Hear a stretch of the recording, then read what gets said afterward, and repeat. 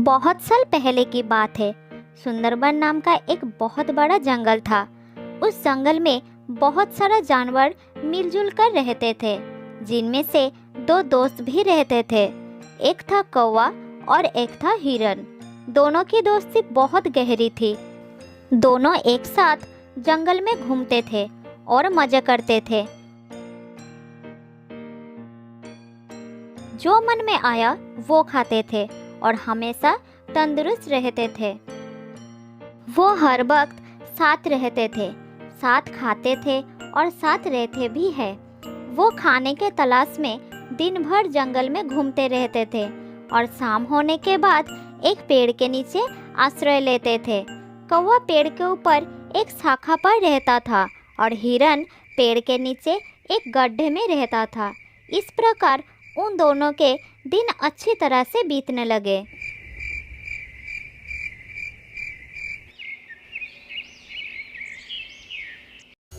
एक दिन जब वो दोनों जंगल में घूम रहे थे, तब एक चालाक लोमड़ी की नजर हट्टे कट्टे हिरन पर पड़ी और वो मन ही मन सोचने लगी, अगर मुझे इस हिरन को खाना है तो कोई ना कोई रास्ता निकालना पड़ेगा।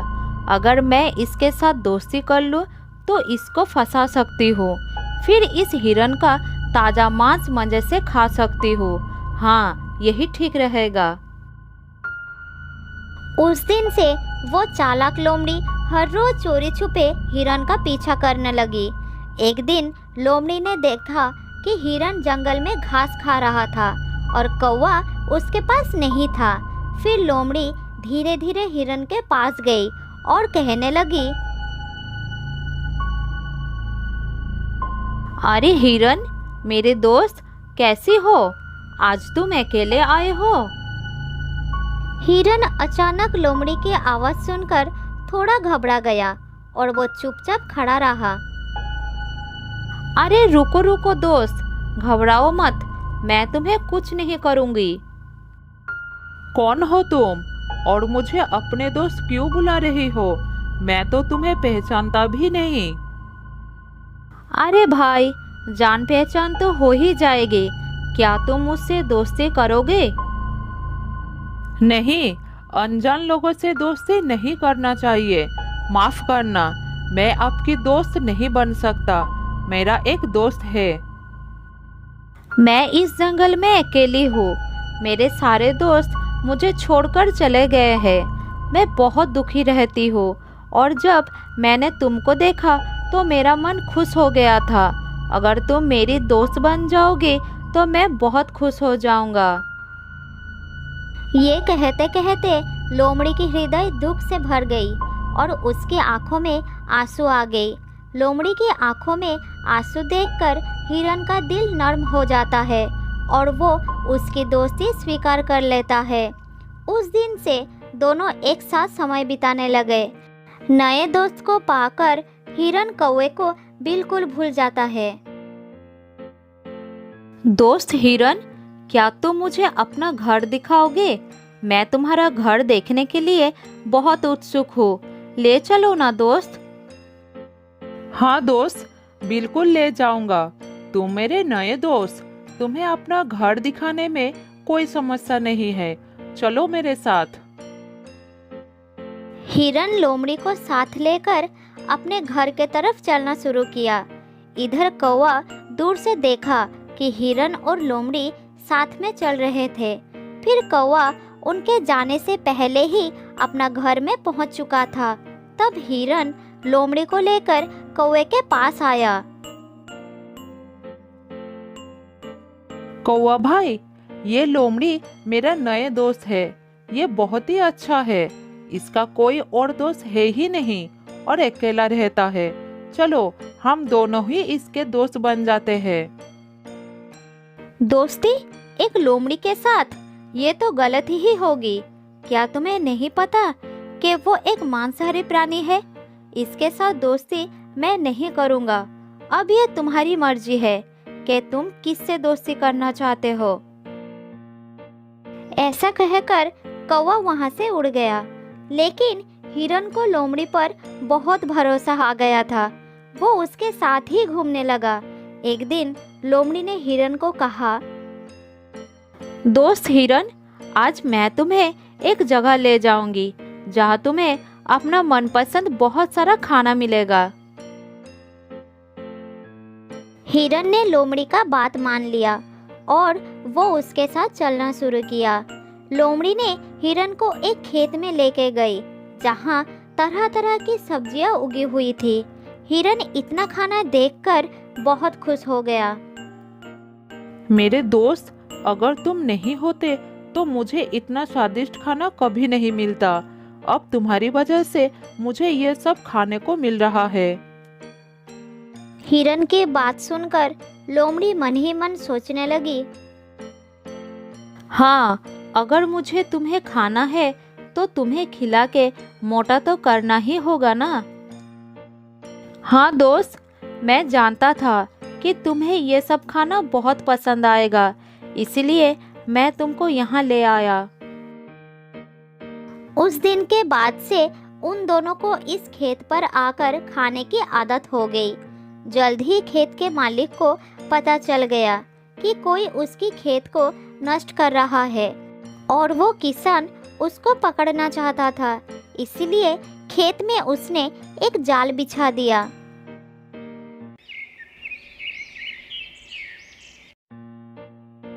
अगले दिन जब लोमड़ी और हिरन वहां पर आए तब हिरन जाल में फंस गया और हिरन को इस हालत में देखकर लोमड़ी वहां से भाग गई और थोड़ी दूर जाकर छुप गई। वो इंतजार करने लगी कि किसान वहां पर आए और हिरन को मार दे। उधर हिरन मदद के लिए चिल्लाता रहा। उसने सोचा कि शायद लोमड़ी उसे इस जाल से मुक्त करेगी, लेकिन वो भाग गई। हिरन को तब कौवे की बात याद आया और वो चिल्लाकर कौवे से मदद मांगने लगा। कुछ देर बाद हिरन की आवाज कौवे को सुनाई दी और वो जल्द ही उसके पास आ गया। दोस्त, मेरी मदद करो, इस जाल से निकालो मुझे, नहीं तो खेत का किसान मुझे मार देगा। जल्द ही निकालो दोस्त। अगर तुम मेरी बात उस दिन मानती तो आज इस समस्या में नहीं पड़ना पड़ता। मैंने कहा था ना, वो लोमड़ी धोखेबाज है। तुम्हें मुसीबत में देखकर भी वो भाग गई। हाँ दोस्त, मुझसे बहुत बड़ा गलती हो गया है, लेकिन तुम मुझे जल्द ही इस जाल से निकालो। मेरा दम घुट रहा है, मैं मर जाऊंगा। ठीक है, एक काम करो, जब किसान आएगा तो तुम मरे हुए का नाटक करना और मैं तुम्हारे पैरों को चुभाते रहूंगा। जल्दी करो, मालिक आ रहा है। तब हिरन ने मरने का नाटक किया और कौवा भी हिरन के पैरों को चुभाते गया। ये देखकर किसान को लगा कि हिरन शायद मर गया और वो तुरंत जाल को खोल दिया। उसी समय मौका देखकर हिरन भाग निकला।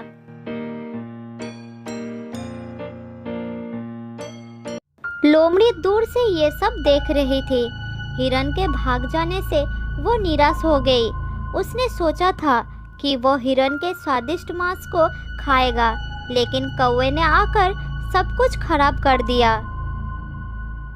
उधर अपना घर पहुंचकर हिरन ने कौवे को धन्यवाद दिया और फिर से दोस्ती कर ली। फिर कौवे ने बोला, अब उस लोमड़ी को सबक सिखाना पड़ेगा। हाँ, उसे सबक सिखाना ही पड़ेगा। मुझे पता है वो कहाँ रहती है। जैसे लोमड़ी ने तुम्हें फंसाए है ना, उसी तरह तुम भी उसका विश्वास जीतकर उसे फंसाओ। किसी भी तरह हम उसको खेत के मालिक से पकड़वाएंगे। बहुत ही अच्छी योजना है मेरे दोस्त। हिरन कौवे को लोमड़ी के घर के पास ले गई। कौवा हिरन को लोमड़ी के पास जाने के लिए कहकर खुद एक पेड़ के डाल पर बैठकर नजर रखने लगा। हिरन सीधा लोमड़ी के घर के अंदर चला गया।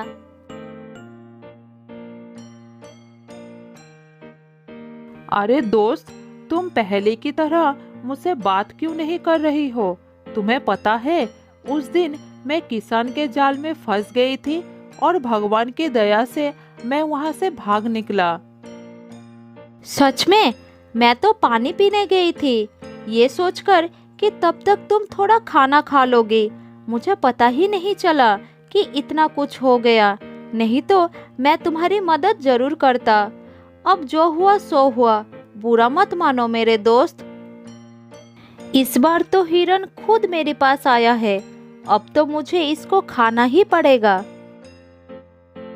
फिर दोनों साथ साथ समय बिताने लगे। फिर एक दिन चालाक हिरन उस लोमड़ी को खेत के पास ले गया।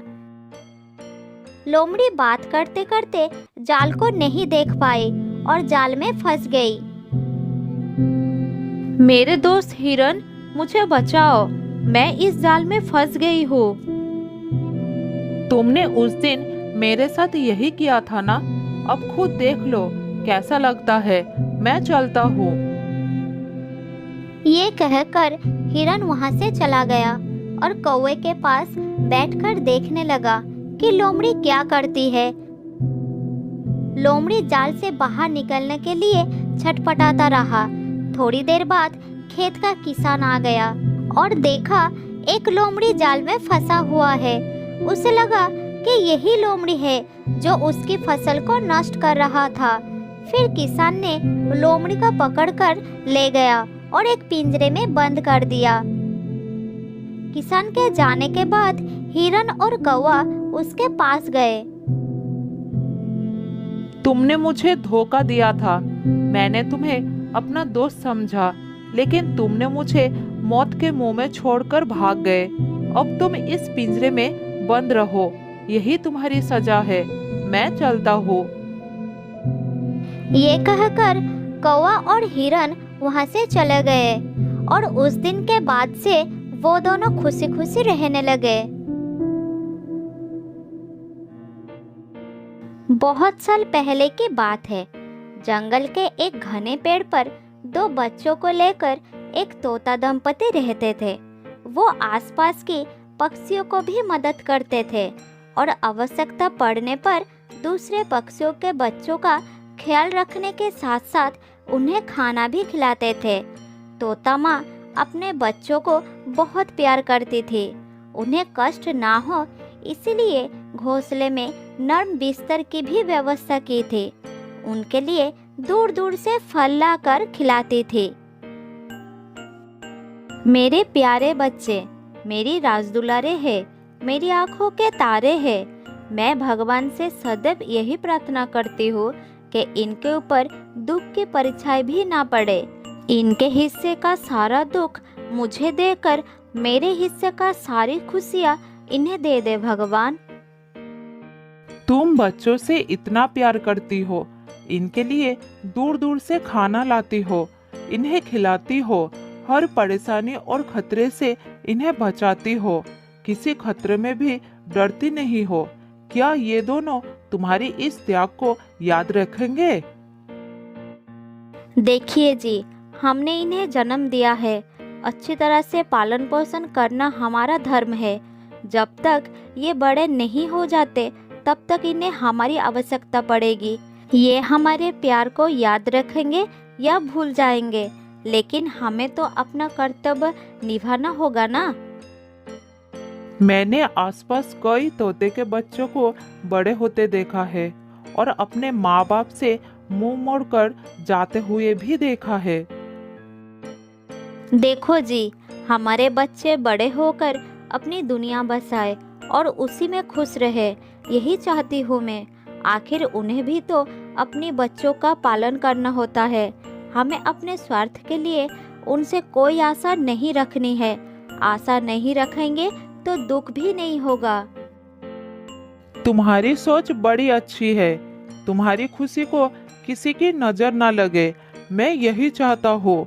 मैं तुम्हें और अपने बच्चों को लेकर आजीवन सुखी रहना चाहता हूँ। उन दोनों की बातें चल रही थी और पास के डाल पर बैठा हुआ एक कौवा सब सुन रहा था और मन ही मन जल रहा था। दूसरों की खुशियाँ उन्हें बर्दाश्त नहीं होती थी। ये तोते तो अपनी परिवार में बड़े मजे कर रहे हैं। अपने आप को ना जाने क्या समझ रही है। इससे तो मजा चखाना पड़ेगा। कौवे ने इधर उधर नजर घुमाई और उसके दिमाग में एक योजना आई। पास के एक डाल पर मधुमक्खी का एक छत्ता था। छत्ते को देखकर कौवा सोचा, अगर मैं इस छत्ते पर टोका मारकर भाग जाऊं तो मधुमक्खियां बहुत क्रोधित हो जाएगी और वो सब छत्ते से बाहर आ जाएगी और सबसे पहले तोते परिवार को देखेगी। फिर मधुमक्खियां इस तोते की हालत बहुत खराब कर देगी। मुझे तो ये सोचकर ही बहुत आनंद हो रहा है। ये कहकर कौवा वहां से उड़ गया और उस छत्ते पर चोंच मारकर भाग निकला।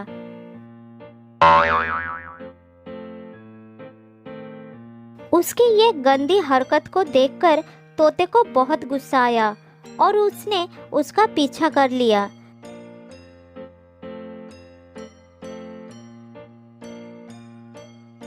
इधर बहुत सारे मक्खियों को क्रोध आ गया। बाहर निकलते ही उन्हें तोता का परिवार नजर आया। तोता माँ ने झट से देख लिया। उसे अपने बच्चों के चिंता आ गई। माँ तोता अपने बच्चों को पूरी तरह से ढक लिया। फिर मधुमक्खियाँ वहां आकर माँ तोता को डंक मारने लगे। उसे बहुत पीड़ा हो रही थी, लेकिन डंक सहकर भी बच्चों को बचा रही थी।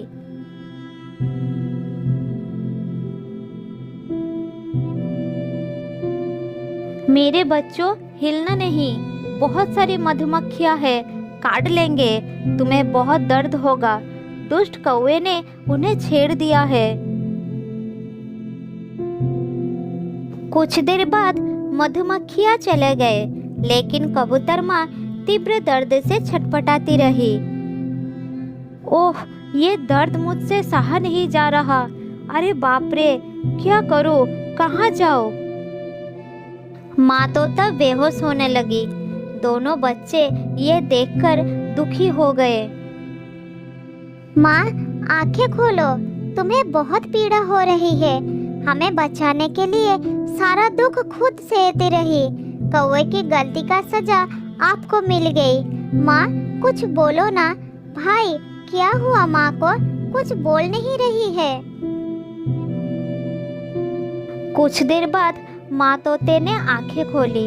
उसे बहुत दर्द हो रहा था। इतने में बच्चों के पापा आ गए।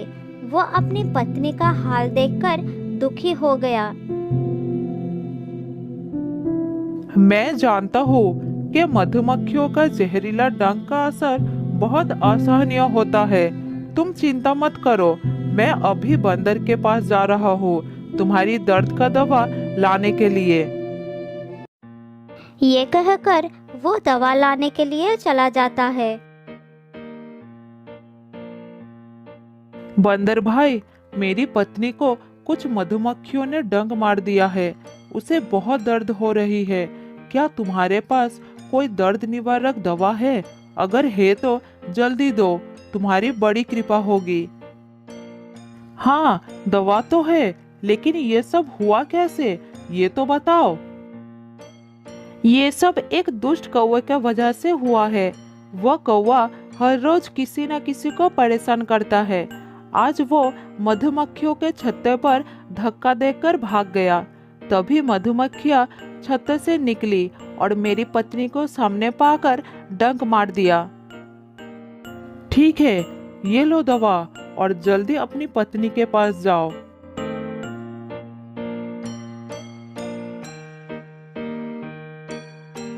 कुछ देर के बाद तोता दवा लेकर आ गया और उसने अपनी पत्नी को दवा खिला दी। थोड़ी देर के बाद माँ तोता को आराम हुआ। इसके बाद 2 दिन बीत गया।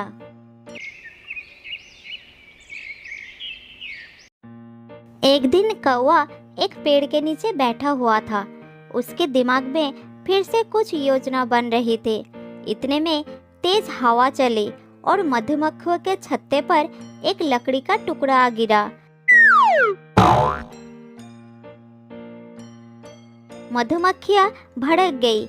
उन्हें पेड़ के नीचे कौवा दिखाई पड़ा और सारे के सारे उस पर टूट पड़े। उन सब ने मिलकर कौवे को इतना काटा कि वो दर्द से पागल हो गया।